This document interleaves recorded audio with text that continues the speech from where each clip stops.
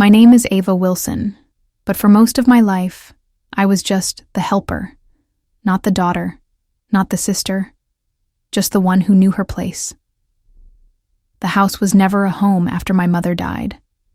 My father, a quiet man, fell apart, and Clarissa moved. Dee, the woman who could smile so sweetly, it almost made you forget she was taking everything.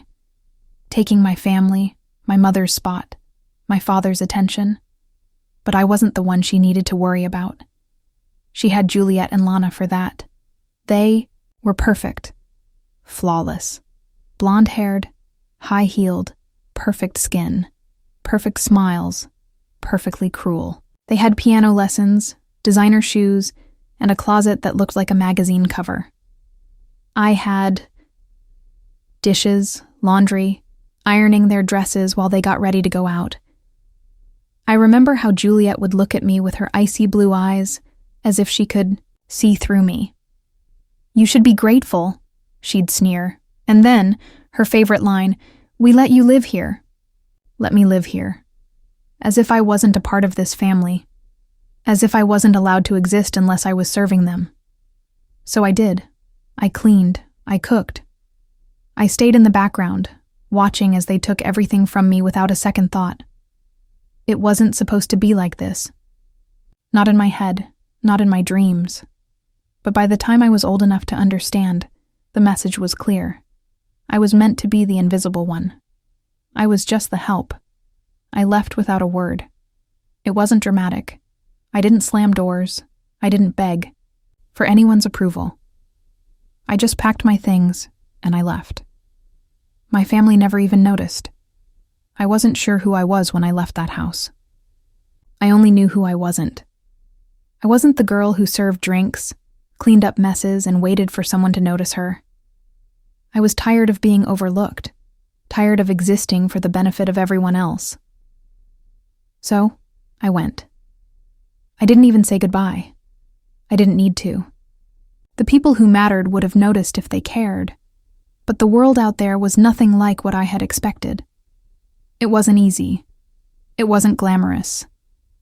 I worked double shifts at a diner, waited tables with a smile that felt like it had been glued on.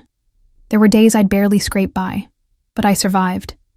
And little by little, I built myself up. I kept my head down, worked, saved every penny. I enrolled in business school, balancing books with late-night shifts. It wasn't a fairy tale. It wasn't even a clear path. But it was mine. I remember sitting in my tiny apartment one night, the flickering light of the old lamp casting shadows on the walls. My hands were sore from work, but my heart was starting to feel lighter. It wasn't about escaping the past anymore. It was about proving to myself I didn't need anyone to validate me. I wasn't their servant. I wasn't the invisible one. I was more than that. I had the power to define my life, and no one was going to take it from me. Not Clarissa, not Juliet, not Lana. They couldn't touch me anymore. I kept my distance. I never looked back. But somewhere inside, the girl who had spent years in the shadows was beginning to take shape. I was going to make something of myself. And I was going to do it on my terms. I never thought I'd let anyone close again. After everything, after being used and discarded like I was nothing, trusting someone felt impossible.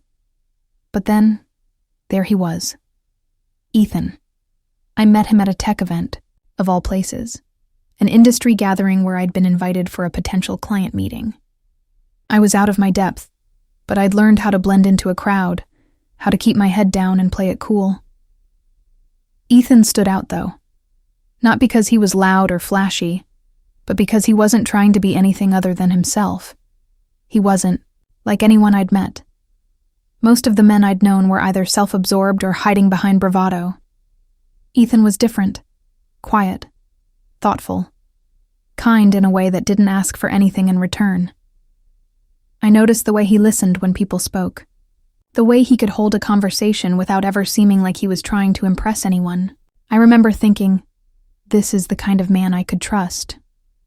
We started talking at the event, just casual, light conversation at first. He had this way of asking questions that didn't feel like an interrogation, but like he genuinely cared. Slowly, the small talk turned into something deeper, something real. I told him about my life, my past, but not all of it. I didn't tell him everything. I kept a part of me back, kept it guarded. But with Ethan, the walls didn't feel as heavy. He didn't judge me, didn't make me feel like I had to explain myself. He just understood. We were an odd pair. He was brilliant and successful, and I was just getting by. But there was something in the way he looked at me that made me believe maybe, just maybe, I was worth something more than the role I had been assigned. I didn't expect it, but we fell in love. Quietly, peacefully.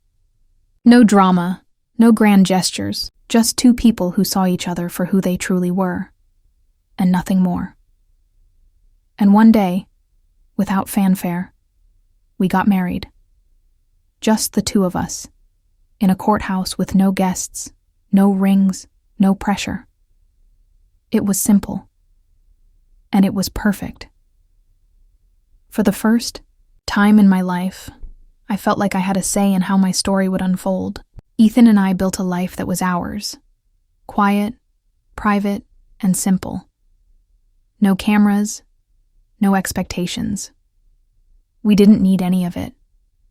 It was almost like living in a bubble, a world where no one from my past could reach us.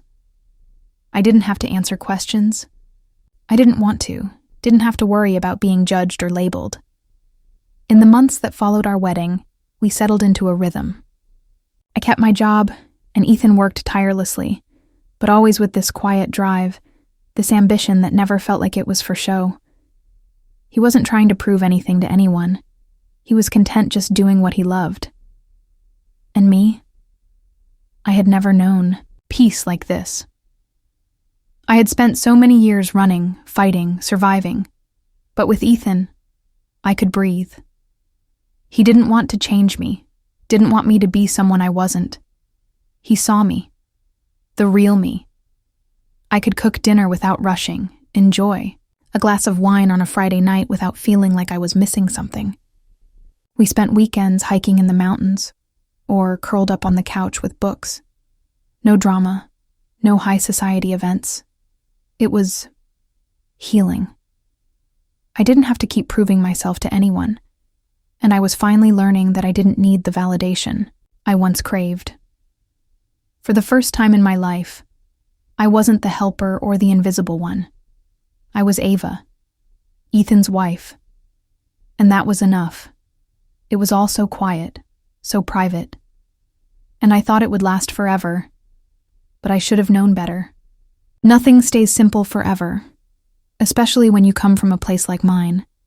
I didn't even want to open the envelope when I saw the name. Clarissa. I hadn't heard from her in years, hadn't thought about her or her daughters. And yet, here, it was an invitation, gold embossed, the kind of thing she always made sure was dripping with pretension. It was addressed to Ava Wilson, not Ava Wilson, daughter of Clarissa. She had to know I wouldn't miss that. The tone was just as I remembered, cold, condescending, and yet wrapped in a velvet glove. Clarissa is hosting a grand charity gala and requires extra hands for the event. We would be honored if you could. Assist us for the evening. Assist us. Right, as if I would ever do anything but assist her. I felt that old bitterness stir in me, the anger that had settled deep inside when she treated me like I didn't matter, like I was nothing but an obligation she had to deal with. I thought about throwing it out, ignoring it, leaving it, to gather dust in some corner of my life, just like the rest of my old life. But something gnawed at me. Maybe it was the part of me that was still angry, still wanted to show her I didn't need her. Maybe it was that voice in my head saying, "You don't owe her anything." I didn't even hesitate. I accepted. I wouldn't attend as a guest, of course. That was never the plan. I was going to work, help with the drinks, serve the food, keep my head down, just like I always had. But this time, I would be the one in control. No one would treat me like that again. Not now. Not ever. The night of the gala, I almost felt like I was slipping into someone else's life. The world of rich, polished people, with their forced laughter and fake smiles, wasn't mine anymore. I had put that part of me behind. But standing, in front of the grand ballroom, wearing a black uniform like the rest of the servers, the old memories flooded back. Clarissa's house had always been like this. Grand, cold, full of people who didn't care to know your name, as long as you were willing to serve. I could already hear her voice, the way it would cut through the room, commanding attention as if she were the queen of some imaginary kingdom. I could almost feel her eyes on me, even though she hadn't seen me yet. I kept my head down, moving in rhythm with the other servers, my tray of drinks balanced carefully in my hand. My heart was heavy, not because I feared being recognized, but because I was afraid of being dragged back into their world. Juliet and Lana hadn't changed. Juliet still had that air of superiority, the one that made you feel small just by being near her. And Lana? Well, Lana's cruelty had always been more subtle, like the way she could look right through me, as if I were a shadow passing by. Didn't look at them. I didn't need to. But the thing about stepping into the past is that it's never really gone. The tension in the room, the way they moved through their perfect lives, made my skin itch. I was just the help, the same role they had put me in all those years ago. But this time, I wasn't invisible. The evening dragged on, my feet aching, my smile almost automatic as I moved through the room, serving drinks and pretending to belong. I could feel their eyes on me, Juliet's, Lana's, but I never let on that I noticed. I wasn't about to give them the satisfaction of knowing they still had any control over me. Then, the doors to the ballroom opened, and a hush fell over the crowd. I didn't recognize the man at first. There was just something about the way he walked, the quiet authority in his presence. It wasn't like the rest of the guests, people who arrived, eager to make a splash, wearing their wealth like a badge. This was different. And then I saw him. Ethan. I hadn't realized how much I had missed seeing him in a suit. Hadn't realized how powerful he looked until I watched him step into that room. Dressed in a custom tuxedo, perfectly fitted, every inch of him exuding confidence and ease. He wasn't just walking into a gala. He was walking into a room full of people who would beg for his attention, who would bend over backward to please him. Security flanked him as cameras flashed and whispers rippled through the crowd. I felt my breath catch in my throat, a rush of heat flooding my chest. Ethan wasn't just here as my husband. He was here as someone important, someone powerful. I'd known he was successful, of course, but this was something else. He commanded the room without uttering a word. The room leaned into him, as if they couldn't help themselves. And then he saw me. His eyes locked onto mine, and for a moment, everything else disappeared. I watched him make his way through the crowd, effortlessly, his gaze never leaving me. My heart hammered in my chest, nerves coiling tight. He reached me, and without skipping a beat, he took my hand in his, lifted it to his lips, and kissed it. "Why is my wife serving drinks?" His voice was calm, but it sliced through the room like a knife. The world went silent. The silence that followed could have shattered glass. For a few moments, everything stood still. The air in the room felt heavy, thick with confusion and surprise. People stopped mid-conversation, eyes darting between Ethan and me, trying to process what had just happened. Clarissa, of course, was the first to recover. I could see her throat tighten as she forced a smile, her mind already scrambling for a response. "Ethan, darling, what a surprise," she said, her voice too bright, too forced. But Ethan didn't let her off the hook. His gaze never wavered from mine as he turned to her, his presence calm but unwavering. "Why is my wife serving drinks?" he asked again, louder this time, more pointed. Clarissa's face flushed with color, and for a moment I saw the mask slip, just a crack. The woman who had always prided herself on control was slipping.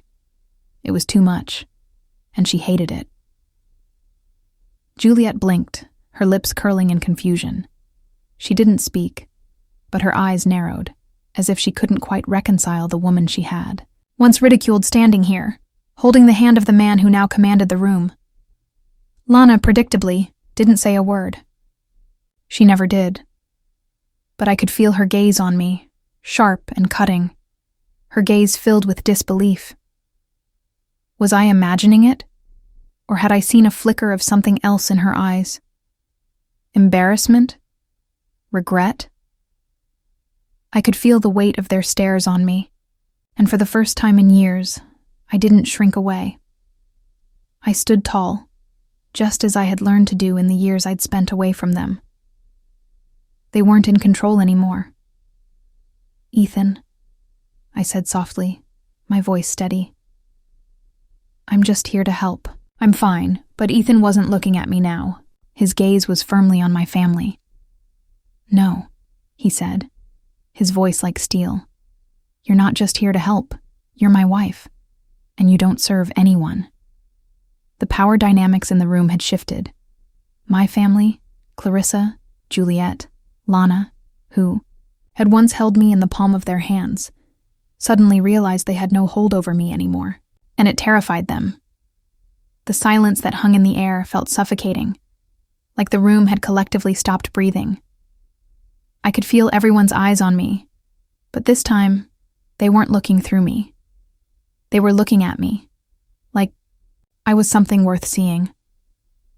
Clarissa stumbled over her words, her mask of control slipping further. "Ethan, darling, you know how these events go. Lots of moving parts, lots of people to manage.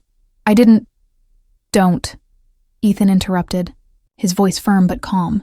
"Don't make excuses. I've seen how you treat people, Clarissa. I've seen how you've treated her."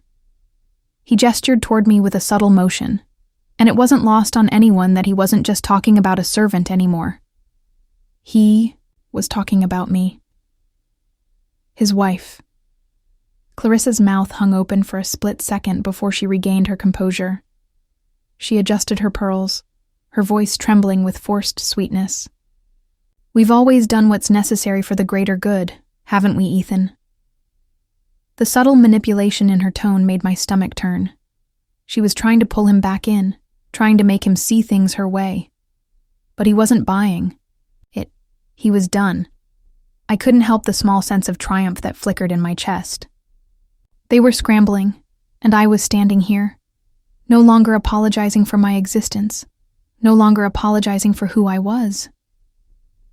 Juliet crossed her arms, clearly trying to mask the discomfort she was feeling with a tight, unamused smile. "I didn't know you were married." She said it like it was a revelation, a fact she could hardly comprehend.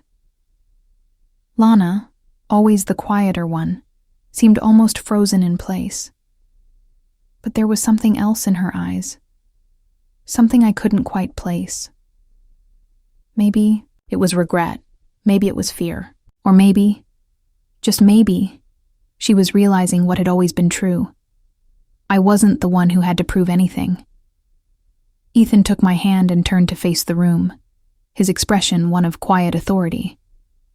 "This is my wife," he said, and the words carried weight, carrying everything that had once been invisible about me into the light. "She's not the help. She's not here to serve you or anyone else. She's here because she wants to be. And from now on, you'll treat her with the respect she deserves." His words weren't a command. They were a declaration. And in that moment, I realized something important. He wasn't fighting for me. He was simply standing beside me. The power had shifted. I had never needed their validation, but now they needed mine. The evening stretched on, but the mood had changed. The cracks in my family's perfect facade had been exposed, and they couldn't hide from it anymore. The charity gala, which had once seemed like the stage for their polished lives, now felt like a theater of broken pretensions. Clarissa tried to recover, of course. She put on that practiced smile of hers, the one that had once made me feel small, but it didn't land the same way anymore. Juliet and Lana, ever the image of privilege, flitted around like they were still in control. But they weren't. Not anymore. I watched them, and for the first time, I felt nothing. No anger, no bitterness, no desire for validation. Just the realization that I didn't need them. Not then, not now. I wasn't the help, and I sure as hell wasn't invisible. I saw them for what they really were. Trapped in their own illusions of grandeur, trying so desperately to hold on to a power they no longer had over me. Ethan never let go of my hand. We stood there together, watching them fall apart in their own ways. Juliet tried to break the silence by forcing a laugh, a fake laugh that came off as desperate. Lana, always the quiet one, now seemed to shrink into herself, the weight of the moment pressing on her shoulders. But none of it mattered to me, because I wasn't begging for validation anymore. Clarissa's voice broke through the tension again, but this time, it was softer, weaker. Ava, darling, we should talk about this. It's just a misunderstanding, of course. I looked at her, really looked at her. I saw the woman who had once made me feel like nothing, like I was disposable. And now? Now she was the one begging. She wanted my forgiveness, wanted to pull me back into her world of appearances and lies, but I didn't need to play that game anymore. I gave her a single nod, my expression calm, steady. There's nothing to talk about. You've made your choices, and I've made mine. The words hung in the air like a final verdict. I didn't need to explain myself. I didn't need to prove anything. I was done with them. As we walked out of that ballroom, hand in hand, I felt a strange, quiet peace settle over me. There would be no more pretending. No more running back to old roles. The girl who had once been the helper was gone. She had died the day I walked out that door years ago, and in her place, there was someone who knew her worth.